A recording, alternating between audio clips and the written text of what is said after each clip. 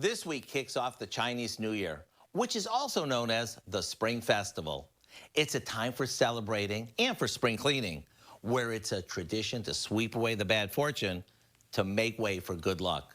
And since we believe every holiday or festival needs sweets, we want to share a classic cookie that may bring you luck.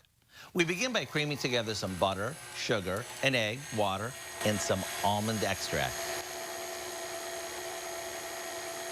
After that's well blended, we add some flour and baking powder.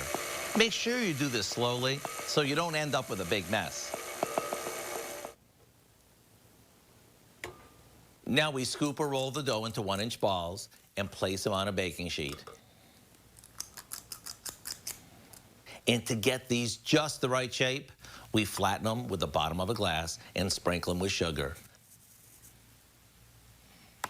Then we top each with an almond and we bake them off. That's all there is to it.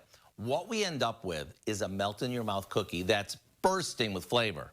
You can whip these up start to finish in less than 30 minutes. To get the recipe for our Chinese Almond Rounds, all you need to do is check out our website, and hopefully these cookies will bless you with good fortune.